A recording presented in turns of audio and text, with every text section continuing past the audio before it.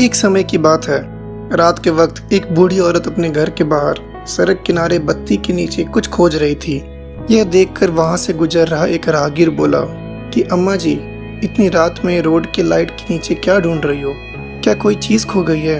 तब उस बुढ़िया ने कहा कि हाँ बेटा, मेरी एक सुई खो गई है, बस वही ढूंढ रही हूँ। यह बात सुनकर वह राहगीर भी उस बूढ़ी औरत की सुई खोजने में मदद करने लगा। अब थोड़ी देर हुई तो आसपास के पड़ोसी भी वहां इकट्ठा हो गए और सारे मिलकर उस बूढ़ी औरत की सुई खोजने में उसकी मदद करने लगे। खोजबीन का सिलसिला करीब 1 घंटे तक चला, लेकिन किसी को भी बुढ़िया की सुई नहीं मिल पाई। सभी बड़े ध्यान से सुई खोजने में लगे हुए थे कि तभी किसी ने बुढ़िया से पूछा, अरे अम्मा, जरा ये तो बताओ कि सुई गिरी कहाँ थी? तब अम्मा जी ने जवाब दिया कि बेटा, सुई तो झोपड़ी के अंदर गिरी थी। ये सुनते ही सभी बड़े क्रोधित हो गए और भीड़ में से किसी ने ऊंची आवाज में कहा, कमाल कर दी हो अम्मा, हम इतनी देर से सुई यहाँ ढूंढ रहे हैं, जबकि सुई अंदर झोपड़े में गिरी थी। आखिर सुई वहाँ खोजने की बजाय यहाँ बाहर क्यों खोज रही हो? अम्मा ने जवाब दिया, क्योंकि वहाँ अंधेरा है और यहाँ खंबे पर लगी बत्ती का उजाला है, तो सुई को वहाँ की जगह यहाँ खोज रही हूँ।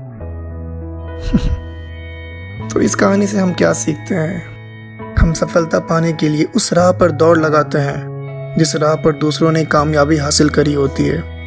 हम दूसरे सक्सेसफुल लोगों की सक्सेस की चमक का पीछा करने लगते हैं, जिसमें हमें उसकी मेहनत और सेक्रीफाइस नहीं दिखता है, जिस कारण हम ज़्यादातर फेल हो जाते हैं। जीवन में उस राह पर मेहनत करनी चाहिए जिस राह पर हमारी इंटरेस्ट है, जो काम करने में हम स्किल्ड और डिटरमाइंड है।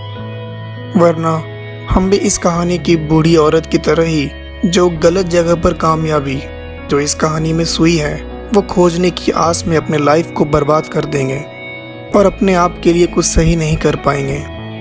इसीलिए थोड़ा वक्त लें और कुछ देर बैठ के इंट्रोस्पेक्ट करें कि आपके लिए क्या बेहतर है। फिर एक पेपर में अपने स्ट्रेंथ और वीकनेस लिखें और अपने स्ट्रेंथ पे फोकस करके अपने वीकनेसेस को कम करें। ऐसा करके आपको ये समझ में ज़रूर आ जाएगा कि आपकी सुई खोई कहाँ थी।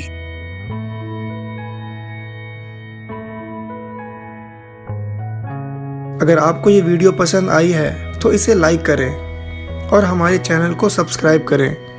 और अगर आपको लगता है कि इस वीडियो की किसी को ज़रूरत है तो उन्हें शेयर करें। तो मैं चचा जान अब सबसे इजाज़त लेता हूँ। मिलते हैं अगले जुमा एक नई कहानी के साथ। तब तक के लिए ख्याल रखें अपना और अपनों का।